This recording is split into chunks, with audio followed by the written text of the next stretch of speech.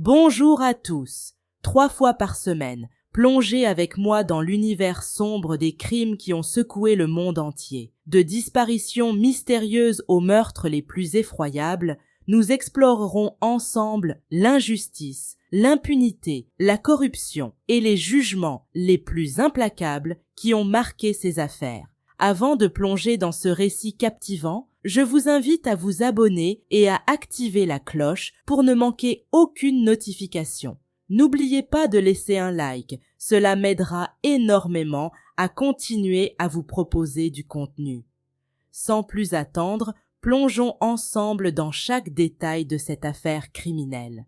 Christina Ann Thompson est née le 16 septembre 1978 dans la ville de Flint, dans l'État du Michigan, au sein de la famille de Kathy Hooper et Harvey Thompson. Bien que l'arrivée de Christina ait apporté une immense joie, Harvey luttait alors contre une leucémie. Conscient de la possible prédisposition génétique de l'enfant, les médecins avaient alerté le couple. En conséquence, Christina a été étroitement surveillée par des professionnels de la santé.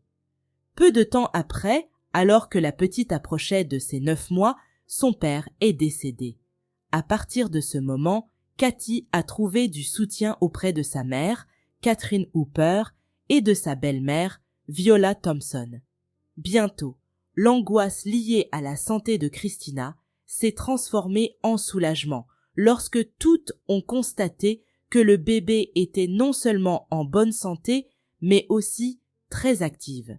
Ce fut un moment merveilleux de la voir faire ses premiers pas avant même son premier anniversaire. Vers 1980, alors que Kathy marchait le long d'une avenue de la ville, elle a rencontré James Mays. Né à Flint le 16 juillet 1957, James, à 23 ans, était diplômé en sciences et travaillait comme employé dans une entreprise spécialisée dans la fabrication de pièces mécaniques. Ce jour-là, fasciné par le sourire et les yeux pétillants de Kathy, James n'a pas hésité à l'aborder. Dès lors, une romance fulgurante a commencé entre eux, les conduisant rapidement au mariage. Devenue la seule figure paternelle que la petite Christina pouvait se rappeler, l'affection entre James et la fillette était évidente. James était travailleur, intelligent et organisé. Grâce à ses qualités, il a su concilier son emploi à l'usine avec sa passion pour l'enseignement à l'université où il avait étudié et avec laquelle il souhaitait rester en contact. La vie dans ce foyer semblait parfaite et le bonheur s'est encore accru en 1983 lorsque le couple a accueilli leur première fille ensemble, Katrina. Cet événement a coïncidé avec une opportunité professionnelle pour James, qui impliquait un déménagement en Floride. Une fois installée dans cet état, la réussite scolaire de Christina a été remarquable. Extravertie, aimable et responsable, Christina a rapidement gagné l'affection de ses enseignants et de ses camarades de classe, tandis que sa mère était extrêmement fière d'elle à la maison. Un autre trait distinctif de Christina était son amour profond pour la famille.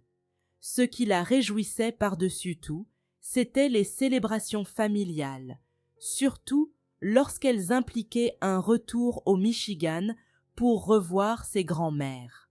Les photos prises par elle et sa famille lors de ces occasions étaient soigneusement regroupées dans des albums qu'elle confectionnait elle-même, grâce à sa passion pour les travaux manuels.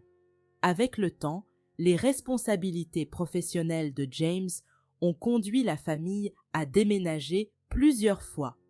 Ils se sont d'abord temporairement installés dans l'Indiana avant de déménager en Caroline du Nord. C'est à cette époque que Christina a exprimé à sa mère son désir de s'impliquer dans les activités de l'Église et de recevoir les sacrements. Animées par cette foi naissante, elles ont pris l'habitude d'assister ensemble à la messe chaque semaine. En 1993, de retour au Michigan, la famille s'est installée dans une maison à Davidson, dans le comté de Genesee.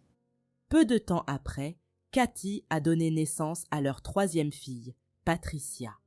À ce moment-là, Christina était déjà au lycée. Elle a commencé à pratiquer la natation et rapidement, le sport a pris une place importante dans sa vie. Elle est devenue une fervente supportrice des équipes de hockey et de baseball de son État. Grâce à cette passion, elle parvenait à rassembler les membres de sa famille pour regarder les matchs ensemble à la maison. En 1996, après avoir terminé ses études secondaires, plutôt que de poursuivre des études universitaires, Christina a préféré chercher un emploi. Elle a réussi à en trouver un dans une chaîne de restauration rapide située dans un hôpital. Bien qu'elle soit jeune et inexpérimentée, il est apparu dès le début qu'elle avait un don pour le service. Avec sa sympathie naturelle et sa disponibilité, elle a rapidement gagné l'affection de ses collègues et de ses supérieurs. Christina était tellement à l'aise dans son travail qu'elle envisageait sérieusement la possibilité de faire carrière dans l'entreprise. 2 ans plus tard, lors d'une fête, Christina a rencontré Jason Thomas Harris.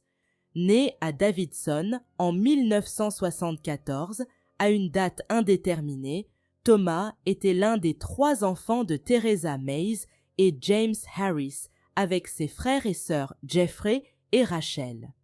Au moment où Christina et lui se sont rencontrés, bien que leur différence d'âge n'ait été que de 4 ans, Thomas semblait avoir accumulé bien plus d'expérience. Il venait de divorcer et avait déjà 2 enfants, Zachary et Mia, issus de cette relation. Thomas gagnait sa vie comme ouvrier dans une usine de plastique. Bien qu'il paraissait réservé, voire timide, comparé à Christina, cette différence n'a pas empêché Thomas de la courtiser après cette rencontre. Il a finalement réussi à gagner son cœur. En 2003, après 5 ans de relation amoureuse, et considéré par tous comme un couple formidable, Thomas et Christina se sont mariés. Lors de la cérémonie, Katrina et Patricia ont été témoins de l'immense bonheur qui débordait de leur sœur. Bien que l'un des plus grands désirs de Christina ait été de devenir mère, leur situation financière les a contraints, dans un premier temps, à attendre des jours meilleurs. Ce rêve est finalement devenu réalité en novembre 2009 avec l'arrivée de leur fille, Hailey. Déterminée à être la meilleure mère possible, Christina a fait de l'éducation de sa fille sa priorité absolue. Pendant ce temps, ses efforts au travail ont porté leurs fruits. À la mi-2013, elle a été promue au poste de directrice de succursale, remplissant de fierté sa famille. En tant qu'avantage de son nouveau poste, elle a également reçu une police d'assurance vie d'une valeur de 100 000 $. Peu de temps après, en octobre de la même année, elle a appris qu'elle attendait leur 2e enfant. Cependant, derrière le bonheur apparent de leur foyer, Thomas cachait un comportement troublant. Il flirtait avec plusieurs femmes via des chats, des messages et sur les réseaux sociaux. Parmi elles, une résidente de l'État de Rhode Island, dont le nom n'a pas été révélé. Lorsque Christina l'a découvert, leur relation est devenue extrêmement conflictuelle. Ils passaient la majeure partie de leur temps à se disputer et à une occasion, Thomas l'a même menacé de lui faire du mal. Lassé des reproches et incapable de contenir sa colère, Thomas a avoué à sa sœur Rachel qu'il était prêt à éliminer Christina. Voyant qu'il ne montrait aucun signe d'exagération, Rachel, inquiète, en a parlé à leur frère Jeffrey. Mais le lendemain, après avoir réfléchi plus calmement, Jeffrey a supposé que tout cela n'était qu'une explosion de colère liée aux difficultés de la vie conjugale. Il a alors appelé Rachel pour lui dire que Thomas devait probablement parler de divorce. Pendant ce temps, Christina, déçue par la détérioration évidente de son mariage, s'est confiée à sa famille, partageant les détails de la toxicité de sa relation avec son mari. Elle n'a pas seulement confié ses inquiétudes à ses proches, mais aussi à un collègue de travail, en lui disant clairement que si quelque chose de mal lui arrivait, il saurait qui en était responsable. En mai 2014, lorsque Christina et Thomas ont accueilli leur deuxième fille, Kalyan, la toujours prévoyante Christina a pris soin de préparer des réserves de lait maternel pour leur fille, en prévision de son absence lors de ses journées de travail. Certaines de ces réserves de lait maternel sont restées entre les mains de sa mère, qui devait parfois aider Christina avec la petite.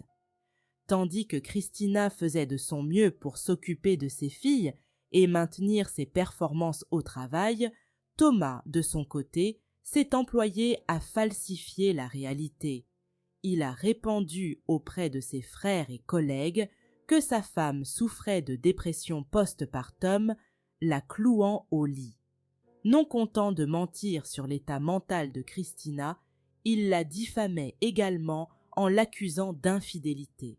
Thomas n'a même pas hésité à exprimer des doutes quant à sa paternité sur Kalyan. Intrigué et un peu fatigué de ses plaintes incessantes sur son mariage, un collègue de travail lui a demandé pourquoi il ne divorçait pas. Thomas a alors répondu que cela impliquerait non seulement de payer une pension alimentaire, mais aussi de risquer de perdre la garde de ses filles. Tout indique qu'à partir de ce moment, il a commencé à élaborer un plan pour se débarrasser de sa femme. Il espérait ainsi récupérer l'assurance vie de Christina et, avec un peu de chance, une éventuelle indemnisation de la part de son entreprise.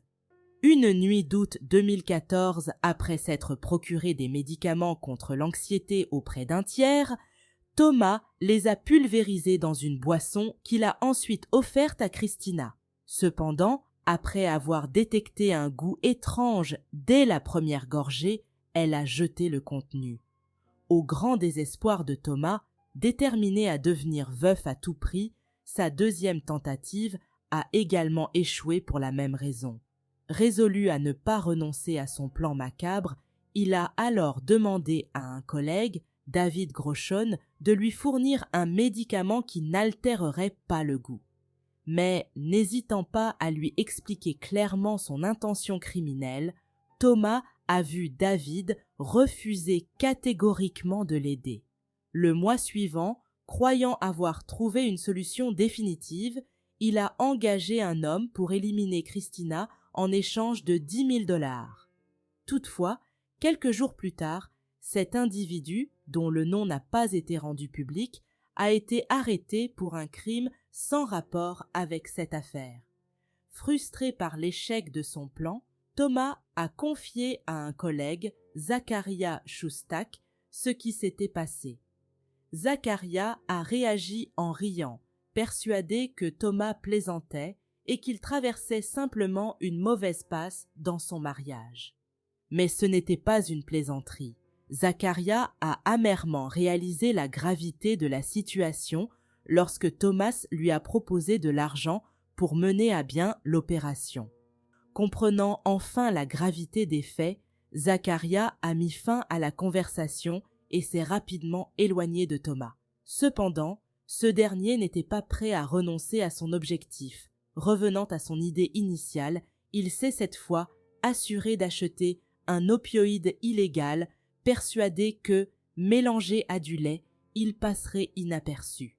Le dimanche 28 septembre 2014, après avoir passé l'après-midi chez sa mère pour que leur fille puisse voir leurs grands-parents, Christina et ses filles sont rentrées à la maison.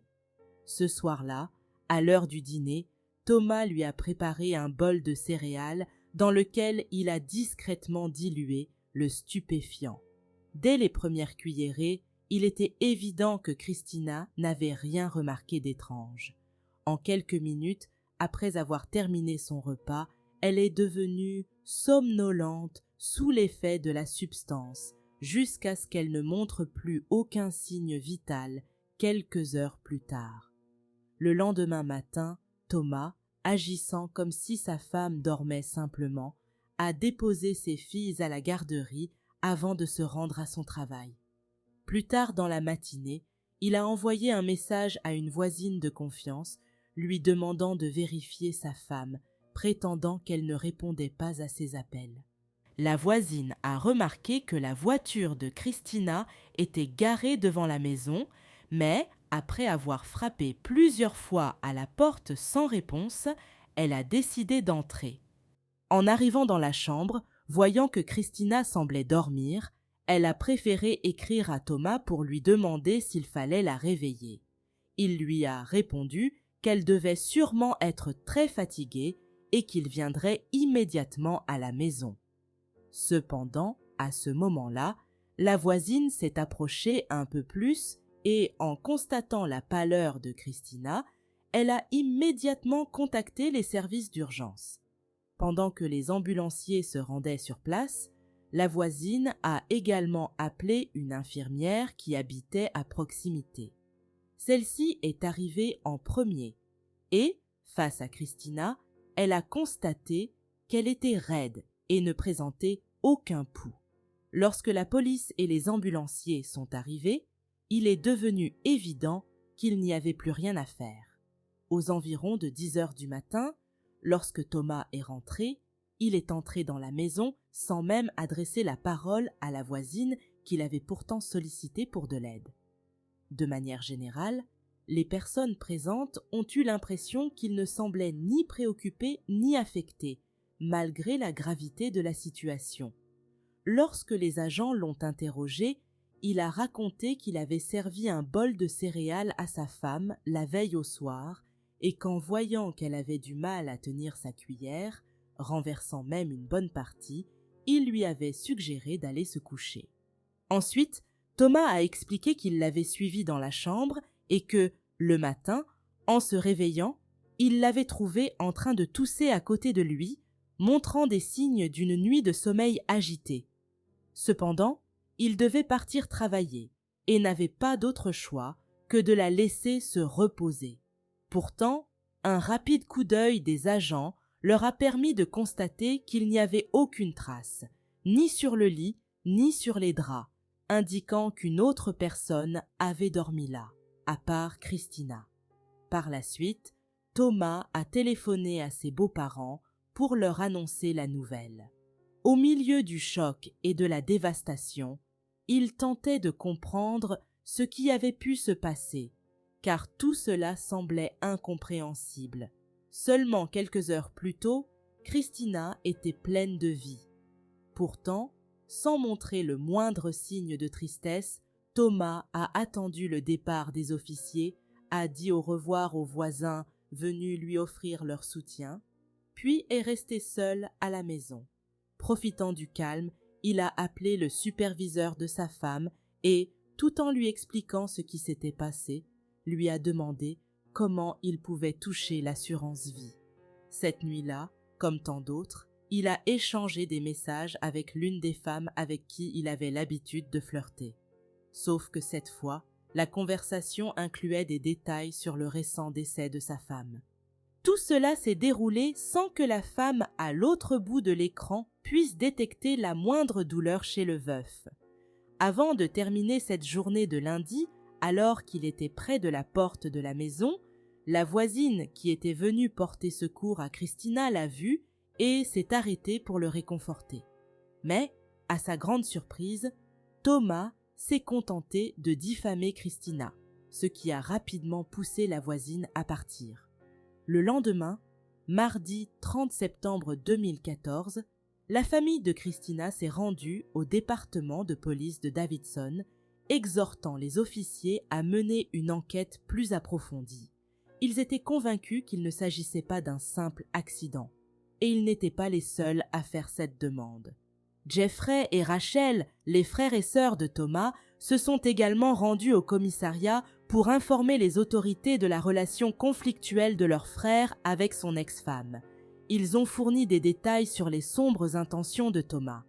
Mais la police leur a expliqué qu'ils ne pouvaient pas agir sur la base de rumeurs. Des preuves étaient nécessaires. Pendant ce temps, à la stupéfaction de ses voisins, et avant même que les funérailles de Christina n'aient eu lieu, Thomas a installé l'une de ses maîtresses dans la maison. Peu de temps après, Zachary et Mia, ses enfants aînés, ont également emménagé. Toutefois, les parents et les sœurs de Christina n'étaient pas au courant de ces faits. Le samedi 4 octobre 2014, lorsque les membres de la famille et les amis se sont réunis pour le service funèbre de Christina, à la demande de Cathy, les participants n'ont pas apporté de fleurs, mais ont plutôt fait des dons pour aider à subvenir aux besoins de Hayley et Callian. À peine une semaine après le décès, Thomas s'est rendu en compagnie de sa mère Teresa sur le lieu de travail de Christina pour accomplir les formalités liées à l'assurance vie. Ce même jour, il a encaissé une police d'assurance vie de 20 000 $ émise par son propre employeur. En plus de sa liaison actuelle, il restait en contact avec la femme de Rhode Island. Dès que l'argent est apparu sur ses relevés bancaires, le 9 octobre 2014, il a acheté un billet d'avion pour aller la rencontrer en personne. Quelques jours plus tard, avant son départ, il a confié Hayley et Callian aux soins de Zachary et Mia. Après un court séjour, il est revenu à la maison.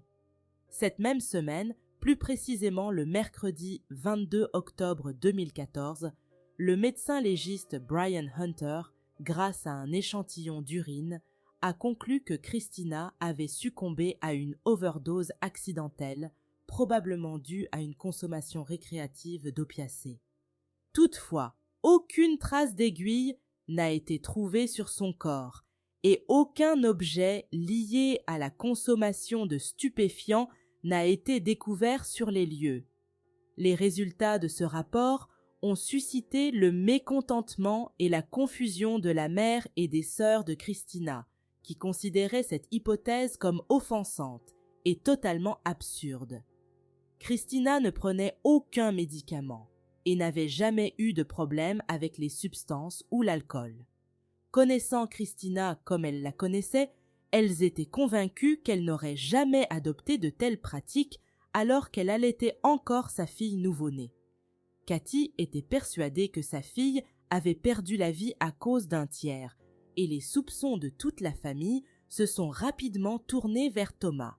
Dès lors, ils se sont engagés à ne pas se reposer tant que justice ne serait pas rendue, Cathy en tête. Affligée, elle s'est donnée pour mission d'envoyer des courriels et des messages sur les réseaux sociaux au procureur du comté de Genesee, David Layton, pour demander de l'aide. Parallèlement, tous les membres de la famille ont veillé à ne pas montrer à Thomas ce qu'ils pensaient vraiment de lui. Au contraire, préoccupés par le bien-être des petites filles qu'ils estimaient être en danger entre les mains de leur père, ils ont maintenu une façade.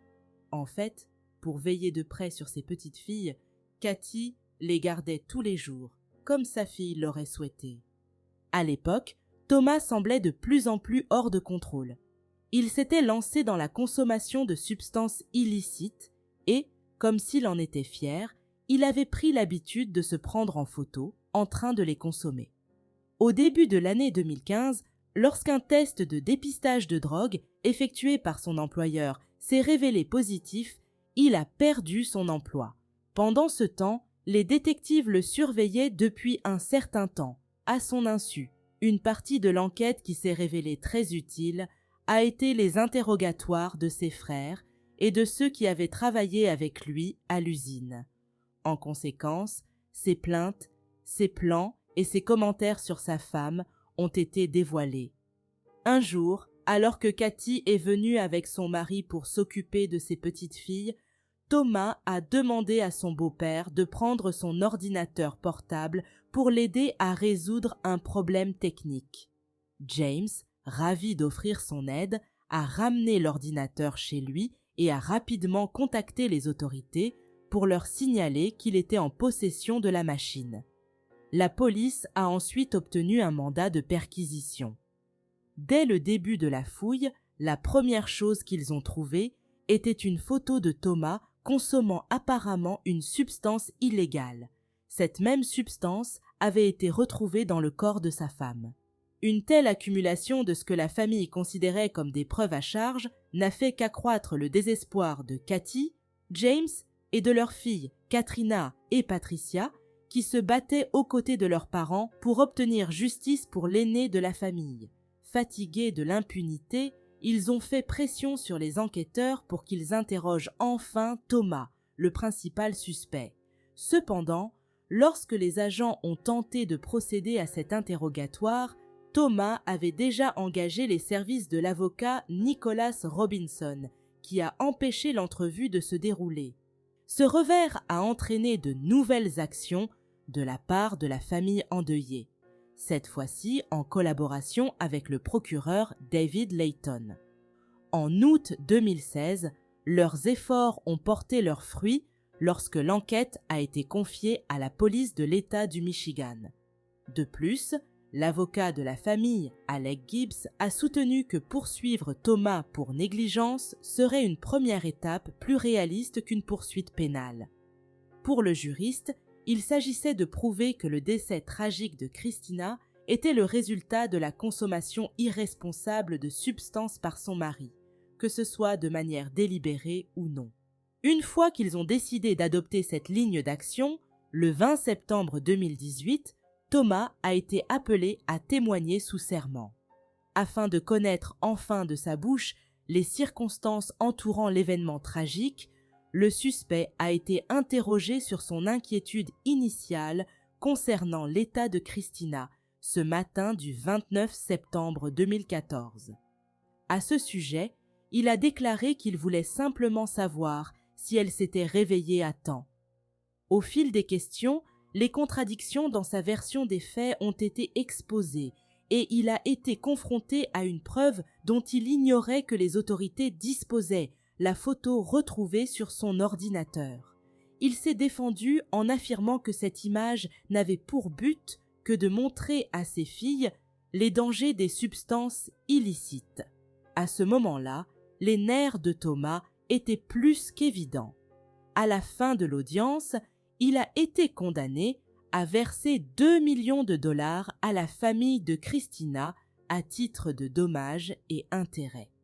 Pendant ce temps, l'enquête pénale a continué et à la fin de la même année, la police avait recueilli d'innombrables témoignages. Enfin, Cathy a fourni aux enquêteurs les réserves de lait maternel qu'elle conservait encore dans son congélateur, scellé et intact, sans aucune contamination. À la mi-août 2019, Brian, le même médecin légiste qui avait rédigé le rapport d'autopsie 5 ans auparavant, a été chargé d'examiner les échantillons de lait maternel et n'a trouvé aucune substance suspecte. Il a ensuite réexaminé le dossier de police avec ses mises à jour respectives. Finalement, sa conclusion était diamétralement opposée à la première. Dans son nouveau rapport, il a affirmé que le décès de Christina n'était pas un accident, mais la conséquence d'une action effectuée par un tiers.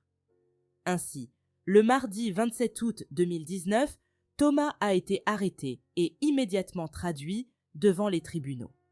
En présence de son avocat, le juge de district de Genesee, Nathaniel Perry, l'a inculpé des chefs d'accusation de meurtre au premier degré, de tentative de meurtre et de distribution d'une substance contrôlée ayant entraîné la mort.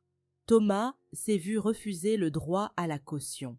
Il a, quant à lui, plaidé non coupable. Lors d'une conférence de presse ultérieure, le procureur David Layton a fait une déclaration détaillée sur les éléments qui ont conduit à l'arrestation du suspect. Nous croyons que Thomas Harris a assassiné sa femme. Nous pensons qu'il a mis de l'héroïne dans ses céréales et son lait la nuit où elle est morte, après s'être procuré la substance auprès de quelqu'un. Pensant que la substance serait sans goût et sans odeur, comme il l'avait demandé à ses collègues à plusieurs reprises, Thomas a utilisé l'héroïne pour assassiner sa femme. Après un examen approfondi de tous les dossiers médicaux et rapports, le docteur Hunter a modifié la cause du décès sur le certificat de décès. Le procès de Thomas a eu lieu en novembre 2021 au tribunal de circuit du comté de Genesee, présidée par le juge David Newblatt, qui a interdit l'entrée des caméras dans la salle d'audience.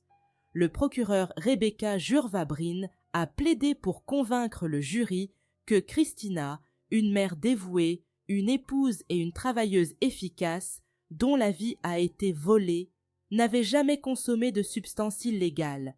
Les témoignages des collègues, des membres de la famille et des proches ont été essentiels, tout comme les déclarations du médecin légiste et du toxicologue. Tous deux ont souligné qu'il était pratiquement impossible que de telles quantités d'opioïdes se retrouvent dans le système de la victime par ses propres moyens. De plus, ils ont soutenu qu'aucun matériel ni résidu de drogue n'avait été trouvé sur la scène du crime, ce qui est normalement le cas lors d'une surdose. Le 17 novembre 2021, le jury a déclaré Thomas coupable de toutes les charges retenues contre lui. 3 semaines plus tard, le 10 décembre 2021, il a été condamné à la réclusion à perpétuité, sans possibilité de libération conditionnelle, pour le meurtre de Christina Ann Thompson. À la fin de l'audience, une paix qui avait été jusqu'alors partiellement ou complètement inaccessible semblait enfin envahir Cathy. Cependant, étant donné que ces petites filles étaient sous la garde de leur grand-mère paternelle, la lutte de Cathy et de son mari n'était pas encore terminée. En avril 2022, en reconnaissance de sa lutte acharnée pour obtenir justice, le bureau du procureur a décerné à Cathy le prix du défenseur de l'année pour les victimes de crimes. Lors de la cérémonie, elle a encouragé toutes les personnes ayant vécu des situations similaires à ne jamais abandonner jusqu'à ce que les responsables soient traduits en justice. Depuis lors, sans changement dans la tutelle accordée à Teresa, Cathy a continué à prouver par l'exemple son engagement à ramener les filles dans le foyer de leur famille maternelle, comme l'aurait souhaité sa fille bien-aimée, Christina. Condamnée à purger sa peine au centre correctionnel de Maycomb, dans le Michigan, Thomas a fait appel de la décision en février 2024. Cependant, sa demande a été rejetée. Eh bien, chers spectateurs, c'est ici que se termine l'histoire criminelle d'aujourd'hui. Nous serions très intéressés de connaître votre avis, alors je vous invite à le partager dans les commentaires de la vidéo, toujours dans le respect de la victime et de sa famille. N'oublions jamais que nous pouvons débattre, mais avec le respect que chacun mérite. Je vous rappelle de vous abonner à la chaîne et de laisser un like pour me faire savoir que mon travail vous plaît. Bonne nuit et à la prochaine histoire criminelle.